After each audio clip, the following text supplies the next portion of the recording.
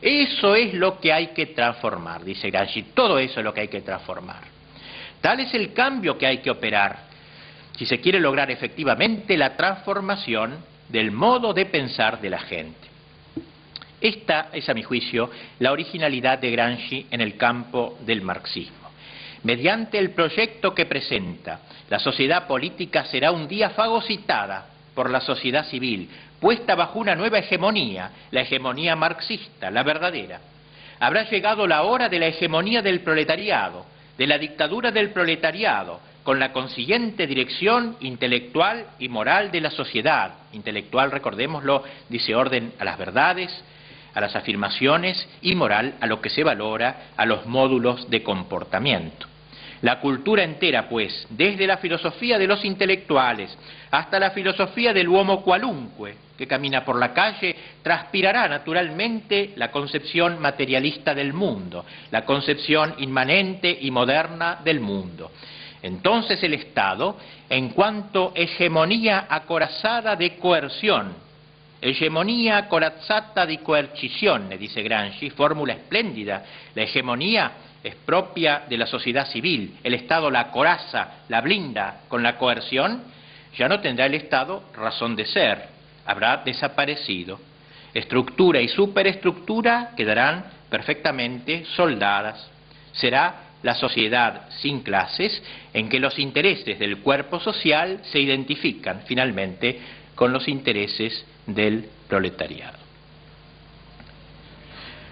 Nos quedan por explicar algunos conceptos que se incluyen en el pensamiento de Gramsci.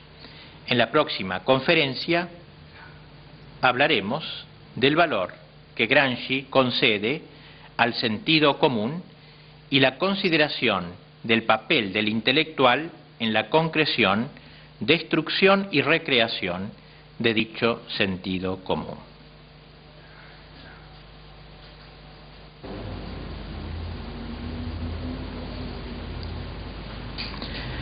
Hemos observado en la anterior conferencia con cuánta frecuencia recurre Gramsci a la expresión sentido común.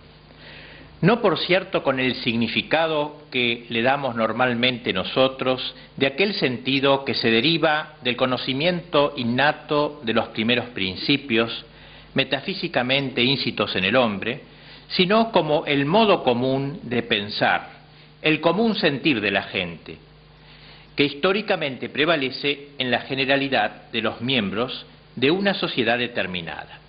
Él lo describe a este sentido común más o menos así. El sentido común dice, o sea, la concepción tradicional popular del mundo, cosa que muy pedestremente se llama instinto, y no es sino una adquisición histórica también él, solo que primitiva y elemental.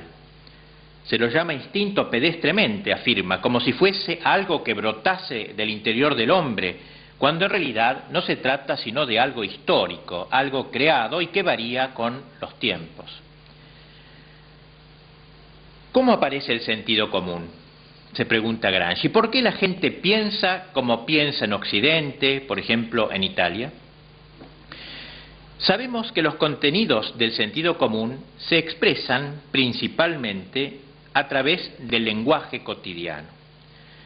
Vamos a ver cómo entonces, considerando el lenguaje, uno puede llegar a detectar quién es el que hace el sentido común. Y a este propósito, Gramsci analiza algunos conceptos del idioma ruso que conoció bien, ya que, como dije, estuvo varios años viviendo en Rusia. Pues bien, allí la palabra Dios y ricos son correlativas. Dios en ruso se dice Bog y ricos se dice Bogati.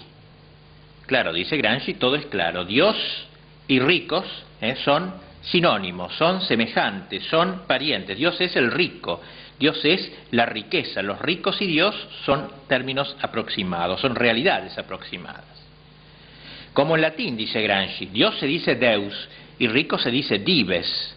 Divite son los ricos, divisie la riqueza, o sea, todas esas palabras aparentemente provienen de la misma raíz. De modo que el mundo occidental e incluso el mundo eslavo por influjo del cristianismo, a diferencia del asiático, la India, por ejemplo, une la concepción de Dios con la concepción de propiedad y de propietario, de modo que el concepto de propiedad, así como es el centro de gravedad y la raíz de todo el sistema jurídico occidental y cristiano, también lo es de toda su estructura civil y mental. Aún el concepto teológico de Dios, anota Gramsci, está a menudo forjado según ese modelo. Dios es presentado como el propietario del mundo. Así en el credo se lo llama creador y señor, dominus, el que domina, el amo, el patrón, digamos así, del cielo y de la tierra. De este modo, el lenguaje va haciendo el sentido común. Pero el lenguaje no es algo que brote instintivamente del hombre, es un producto de los hombres, es enseñado por alguien, por una consciente voluntad hegemónica que quiere crear un modo concreto de pensar en esa sociedad sobre la cual ejerce la hegemonía. Gramsci intenta, pues, una definición.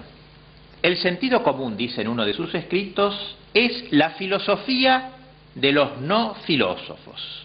Está bien en la expresión, la filosofía de los no filósofos. Es decir, prosigue, la concepción del mundo absorbida acríticamente por los diversos ambientes sociales y culturales en los que se desarrolla la individualidad moral del hombre medio. El sentido común sería así la aceptación elemental de una concepción del mundo, de una cosmovisión, elaborada por un grupo escogido de mentes de la clase hegemónica. Elaborado, pues, por la Iglesia, por la sociedad, por la universidad, por los colegios, por todo lo que tiene poder ideológico, protegido coercitivamente por el poder dominante.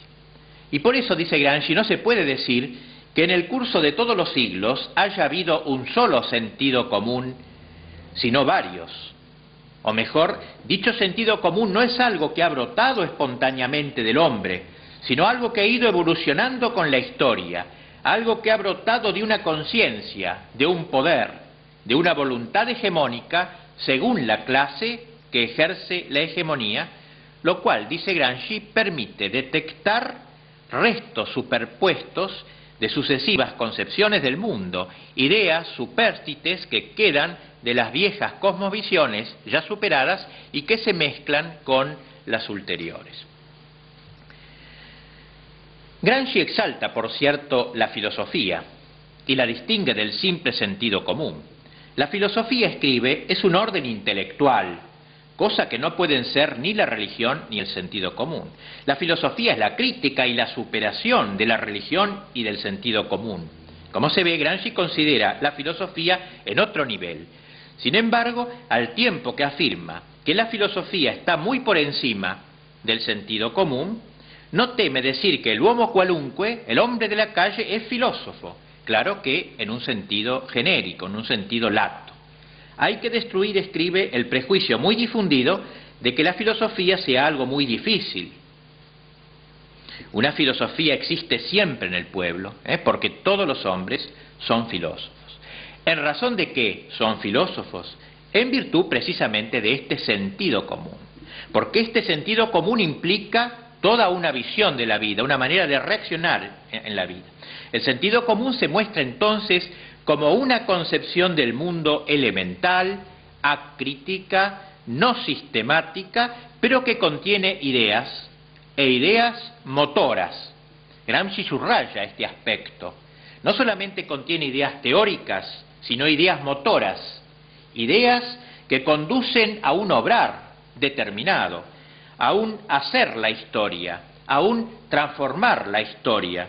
Y desde este punto de vista, el sentido común toca la realidad, la modifica.